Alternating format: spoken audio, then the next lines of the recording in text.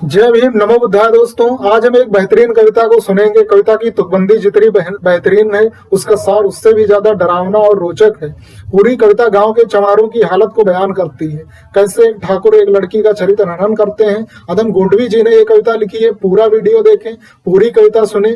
चलो पहले वीडियो देख लेते हैं। की ताकत से खबरदार नहीं है वो, और है कोई वो कलमकार नहीं है। जय हिंद साथियों, मेरा नाम है देवेश भारतवासी और आप देखना शुरू कर चुके हैं किस्सा कहानी। आज हिंदी दिवस है और हिंदी दिवस के पावन अवसर पर मैं हिंदी का गुणगान, हिंदी का बखान करने आप सभी के बीच नहीं आया हूं।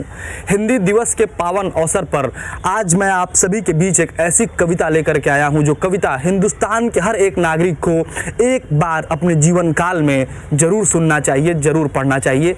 कविता का नाम है मैं चमारों की गली तक ले चलूंगा आपको। कविता को लिखा अदम गोंडवी ने और यकीन मानिए ये कविता आज के लोकतंत्र की मांग है, आज के समाज की ज़रूरत है। बातें कम करूंगा, भूमिका कम बांधूंगा, सीधे आपको कविता पर ले चलूंगा और कविता के माध्यम से ही हिंदी दिवस की हार्दिक शुभकामनाएं आपको दूंगा कि आइए महसूस करिए ज़िंदगी के ताप को। मैं चमारों की गली तक ले चलूंगा आपको, जिस गली में भूखमरी की यातना से ऊब कर मर गई फुलिया बेचारी एक कुएं में डूब कर। है सधी सिर पर बिनौली कंडियों की टोकरी, आ रही है सामने से हर खुआ की छोकरी। चल रही है छंद के आयाम को देती दिशा, चल रही है छंद के आयाम को देती दिशा। मैं इसे कहता हूँ सरजू पार की मोनालिसा। कैसी यह भयभीत है हिरनी सी है घबराई हुई, कैसी यह भयभीत है हिरनी सी है घबराई हुई। लग रही जैसे कली बेला की कुम्हलाई हुई। कल को यह वाचाल थी पर आज कैसे मौन है, कल को यह वाचाल थी पर आज कैसे मौन है। जानते हो इसकी खामोशी का कारण कौन है। थे यही सावन के दिन मंगल गया था हाट को, थे यही सावन के दिन मंगल गया था हाट को। सो रही बूढ़ी ओसारे में बिछाए खाट को। डूबती सूरज की किरणें खेलती थी रेत से, डूबती सूरज की किरणें खेलती थी रेत से। घास का गट्ठर लिए वह आ रही थी खेत से, आ रही थी वह चली खोई हुई जज्बात में। क्या पता उसको कि कोई भेड़िया है घात में। होनी से बेखबर कृष्णा बेखबर राहों में थी, होनी से बेखबर कृष्णा बेखबर राहों में थी। मोड़ पर घूमी तो देखा अजनबी बाहों में थी। चीख निकली भी तो होठों तक ही सिमट कर रह गई। छटपटाई पहले फिर ढीली पड़ी फिर ढह गई। दिन तो सरजू के कछारे में था कब का ढल गया। वासना की आग में कौमार्य उसका जल गया। और उस दिन ये हवेली हंस रही थी मौज में, और उस दिन ये हवेली हंस रही थी मौज में। होश में आई तो कृष्णा थी पिता की गोद में। जुड़ गई थी भीड़ जिसमें शोर था सैलाब था, जुड़ गई थी भीड़ जिसमें शोर था सैलाब था। जो भी था अपनी सुनाने के लिए बेताब था। बढ़ के मंगल ने कहा काका तू कैसे मौन है, बढ़ के मंगल ने कहा काका तू कैसे मौन है। पूछ तो बेटी से आखिर वो दरिंदा कौन है। कोई है संघर्ष से हम पांव मोड़ेंगे नहीं, जिंदा खा जाएंगे उनको, कच्चा खा जाएंगे उनको, जिंदा छोड़ेंगे नहीं। कैसे हो सकता है होनी कह के हम टाला करें, मंगल ने कहा कैसे हो सकता है होनी कह के हम टाला करें। और ये दुश्मन बहू बेटी से मुंह काला करें। बोला कृष्णा से बहन सो जा मेरे अनुरोध से, नहीं बच पाएगा पापी अब मेरे प्रतिशोध से। पड़ गई भनक इसकी ठाकुरों के कान में, पड़ गई इसकी भनक थी ठाकुरों के कान में। वे इकट्ठे हो गए सरपंच के दालान में। दृष्टि जिसकी है जमी भाले की लंबी नोक पर, दृष्टि जिसकी है जमी भाले की लंबी नोक पर।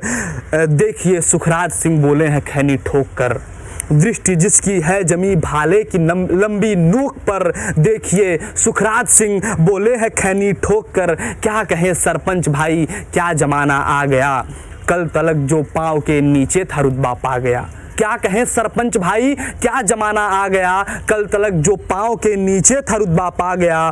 कहती है सरकार आपस में मिलजुल कर रहो, कहती है सरकार आपस में मिलजुल कर रहो। सुअर के बच्चों को कोरी नहीं हरिजन कहो। देखिए ना यह जो कृष्णा है चमारों के वहाँ, देखिए न यह जो कृष्णा है चमारों के यहाँ, पड़ गया है सीप का मोती गवारों के यहाँ। जैसे बरसाती नदी अल्हड़ नशे में चूर है हाथ, जैसे बरसाती नदी अल्हड़ नशे में चूर है हाथ, न पुट्ठे पे रखने देती है मगरूर है।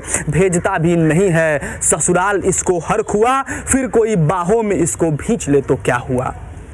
भेजता भी नहीं ससुराल इसको हर्ख हुआ, फिर कोई बाहों में इसको भींच ले तो क्या हुआ। आज सरजू पार अपने श्याम से टकरा गई, आज सरजू पार अपने श्याम से टकरा गई। जाने अनजाने वो लज्जत जिंदगी को पा गई। वो तो मंगल देखता था बात आगे बढ़ गई, वरना यह मरदूद इन बातों को कहने से रही। जानते हैं आप मंगल एक ही मक्कार है, हर को उसकी सह पे थाने जाने को तैयार है। जानते हैं आप मंगल एक ही मक्कार है, हर खूस के सह पे थाने जाने को तैयार है। कल सुबह गर्दन अगर नपती है बेटे बाप की, कल सुबह बोलते हैं सुखराज सिंह कैनी ठोक करके कि कल सुबह गर्दन अगर नपती है बेटे बाप की, गांव के गलियों में इज्जत क्या रहेगी आपकी। बात का लहजा था ऐसा ताव सबको आ गया, बात का लहजा था ऐसा ताव सबको आ गया। हाथ मूंछों पर गया, माहौल भी सन्ना गया। क्षणिक आवेश जिसमें हर युवा तैमूर था, क्षणिक आवेश जिसमें हर युवा तैमूर था। हाँ मगर होनी को तो कुछ और ही मंजूर था। रात जो आया न अब तूफान वह पुरजोर था, रात जो आया न अब तूफान वह पुरजोर था। भोर होते ही वहाँ का दृश्य बिल्कुल और था। दृश्य देखिए क्या करा दिया ठाकुरों ने उन गरीब लोगों के साथ, उन ज़रूरतमंदों के साथ, कि सिर पे टोपी बेत की लाठी संभाले हाथ में, सिर पे टोपी बेत की लाठी संभाले हाथ में। 1 दर्जन थे सिपाही ठाकुरों के साथ में, घेर कर बस्ती कहा हल्के के थानेदार ने, जिसका नाम है मंगल वह व्यक्ति आए सामने। निकला मंगल झोपड़ी का पल्ला थोड़ा खोल कर, एक सिपाही ने तभी लाठी चलाई दौड़ कर। गिर पड़ा मंगल तो माथा बूट से टकरा गया। सुन पड़ा फिर माल वो चोरी का तूने क्या किया, माल कैसा चोरी कैसा। उसने जैसे ही कहा एक लाठी फिर पड़ी, बस होश फिर जाता रहा। एक लाठी फिर और पड़ी, होश फिर जाता रहा। होश खोकर वह पड़ा था झोपड़ी के द्वार पर, होश खोकर वह पड़ा था झोपड़ी के द्वार पर। ठाकुरों से फिर दरोगा ने कहा ललकार कर, मेरा मुंह क्या देखते हो, इसके मुंह पर थूक दो। मेरा मुंह क्या देखते हो, इसके मुंह में थूक दो। आग लाओ और इनकी झोपड़ी को फूंक दो। मेरा मुंह क्या देखते हो, इनके मुंह में थूक दो। आग लाओ और इनकी झोपड़ी भी फूंक दो। और फिर प्रतिशोध की आंधी वहां चलने लगी, बेसहारा निर्बलों की झोपड़ी जलने लगी।